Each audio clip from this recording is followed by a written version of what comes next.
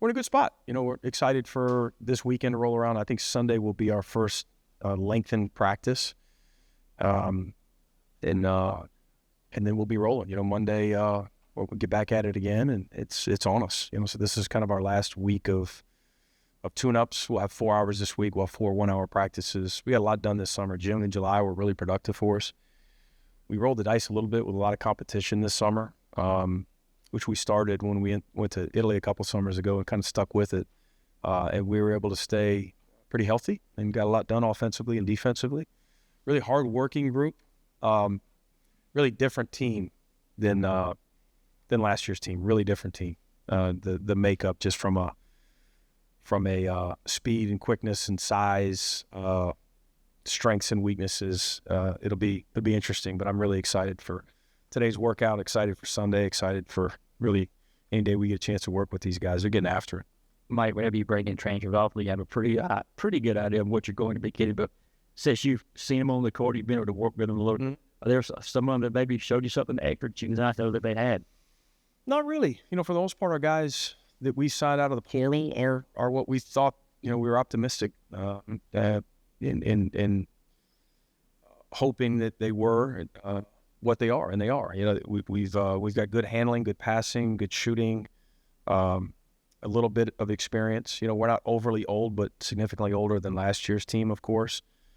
But those guys have all had moments in practices, from the summer to the fall where they've shined in different ways. We got a lot of work to do, of course, but we've got some talented guys out of the portal, and we're excited.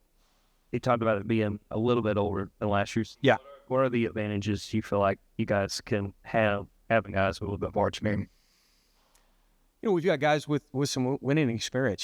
Jordan Ross, top 25 team, team that went to the NCAA tournament. Justin Bailey, goes to the NCAA tournament. Jeremiah Wilkinson and Smurf Millender didn't go to the NCAA tournament, but scored a lot of points and were productive against high-level teams. Ken Catchings, another NCAA tournament team, and a really talented guy that can get baskets, at 6'10" and can shoot it. So they're all a little bit different. We did bring in some winning experience, but also complemented by some talent, some character, and some work ethic. Mike, what you know how much you love to talk about making the NCAA tournament before the season starts. Mm-hmm. What does this team need? You are projected in there, coming off a really strong season and an NCAA tournament appearance. The way this team's put together, what are some of the things you're looking for as far as building blocks and foundation? Winning habits, just matching the culture that we had last year. Last year's group was so resilient. If you remember a couple of the losing streaks we had, and then a couple of the winning streaks we had to overcome and to knock down that door, to get back to the NCAA tournament. Just an unbelievably resilient group. Guys that just brought it every day, responded to wins, responded to losses, consistent working group that was connected at a high level as well. And so all of those winning aspects, the things that go into your culture, the toughness, the attitude, the integrity, the loyalty and connection toward one another remain to be seen. We got a ways to go. We're going to hit some adversities. How are we going to respond to all those adversities? The work ethic's there. I'm convinced this group's really, really going to work. From a basketball standpoint, we'll see how this group rebounds it. Last year's group, we were physically imposing at times, struggled to score at times. I think this group will score easier. I think we'll be fun to watch. We'll play fast. We'll shoot a lot of threes. Got a lot of ball handling. It'll be the best passing team I've had in a while. I think we can create some turnovers and defend at a high level, but defend differently. We won't pack it in, and we won't be quite as long and big with the same positional size we had last year. But can we hold our own on the glass? Will be something we're working toward all fall. All right, what breakdown of your guards you got? Yep. Look at talking about Smurf a little bit. The other guy that you have. Yeah, Smurf, really fast. Can shoot it. He's got range on his jump shot. I want to say it was 2-to-1 assist turnover ratio last year. I hadn't looked at those numbers in a while, but now that we've coached him 3 months, he's passing it well in practice. He puts pressure on the rim, with his speed and quickness. Puts pressure on the basketball defensively as well. He'll be good in press. And Jordan Ross, I want to say was 3-to-1 assist turnover. A ball security guy, a really talented passer, lefty, but with an ability to pass it with either hand. got pretty good positional size and strength. Jeremiah Wilkinson is about as athletic a guard as I've ever coached from Atlanta originally. Can really score it, and in developing as a passer, can play on and off the ball. Justin Bailey, catch and shoot guy, who also defensively will bring some intensity, some toughness, winning program. Again, an NCAA tournament player, one of the better defensive guards in that league. Who am I forgetting? Jake Wilkins, to complement Blue Kane on the wing. Those guys have had really good battles in practice. Jake's a really talented guy with great positional size and length. Can make shots.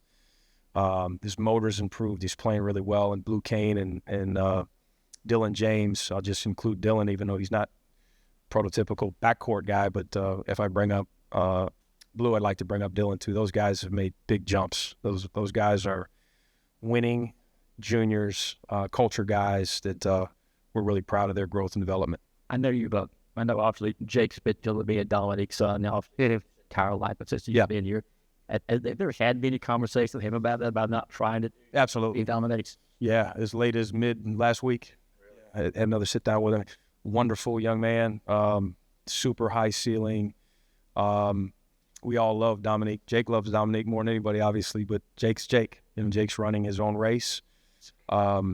He is in tune with his own process, getting better every day and not worrying about things he can't control. What did it mean to have the NCAA tournament being in your practice gym? Was that like something that was done when you guys weren't there, or is it something that the team got to soak out? No, it just happened one day. I walked in the gym, saw it one day. Yeah. It's we didn't really share the moment as a team, but as a staff, we looked up and admired it a couple times. But we're moving on. We want to hopefully hang another one here at some point. Well, you mentioned you really like what you saw in June and July. Even if you saw like improvement, where would you like the team to really improve from now until the service? Probably resiliency. I think most coaches in our league, most teams in our league are focusing on putting their team in tough situations and practices, to tune them up, right, to prepare them for the battles that are coming around the corner. For the first time we play an exhibition, we play someone else in the next one, and the season opener, of course, at home. We've got to see where we're at from a mental toughness standpoint, from a resiliency standpoint, again, which last year's group was elite with, in that category. And we've got to rebound it. We've got to guard. We've got to score some points, of course, too. Coach, you guys changed your roster a lot this year. You had a handful of guys that were telling you last year's team. How has that kind of shown what you guys are? And just where that kind of leadership style will come out a little bit? They're all a little bit different.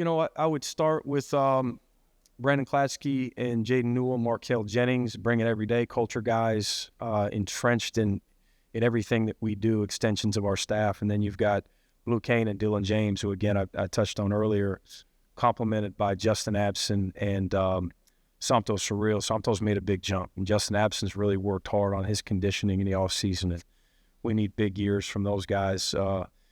Justin's a very cerebral guy, really high basketball IQ, consistent guy, probably our best passer. Santos, an energy guy, a guy that is continuing to work on his consistency, but he leads in that area. Sometimes he models intensity and competitiveness in spurts in practice. And Blue's turned into a consistent guy, and no one's been more consistent in our program since the day I stepped foot on campus than Dylan James. We call him Everyday Dill. He brings it every day. He's the same exact guy every single day with his attitude and his effort. You mentioned Santo. What has that growth looked like going into the second? Conditioning has gotten a lot better.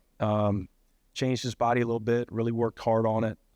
He's had a great fall with Colin Crane, with strength and conditioning, playing harder for longer spurts, changing what we're doing offensively. Hopefully he'll benefit from it. I'm optimistic that he will. And more consistent with his emotions. We talked about they can be positive at times, how hard he plays, but the responses to a tough call in practice or a mishap, the maturity level has increased with him as well. Where are you guys injury-wise, and with Jackson, where do you want him to kind of grow size and strength-wise? Yeah, we'd like for Jackson to be, continue to gain strength and muscle and get quicker and faster like all freshmen, just like Jake and Kareem Stagg.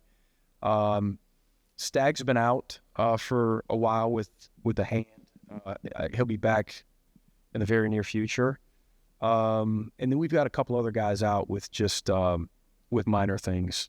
So we're not at full strength today, but by Sunday, I anticipate being at full strength.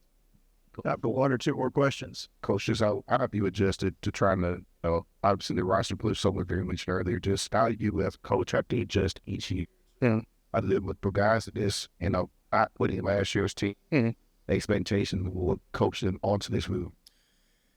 Yeah, it's we're all in, it's level playing field. We're all doing the same thing, throughout college basketball. It's what it is. It's a landscape, and it gives you opportunities. It's exciting.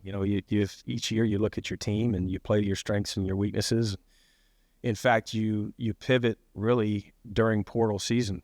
When you get this guy, it leads you to potentially get this guy, and before you know it, hey, let's evaluate how we could finish up portal season with these last 2 or 3 guys and complement the current roster that we have. So it literally within weeks, within days, we made some playing style decisions there at the bottom of the ninth in the portal season.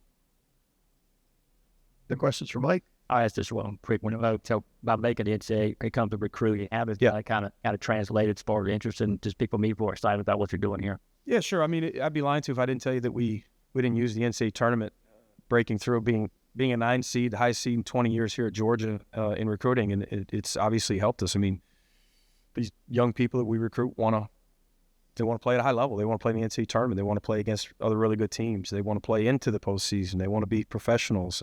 You can do all that here at the University of Georgia. I mean, it was a process. Really proud of where we are. We started at 6 wins. We had the plus 10 in year 1, which is second in the country, and then NIT Final Four, and then we get a 9 seed. So we're proud of that, but we're ready for the next step. It's about growth every day in this program.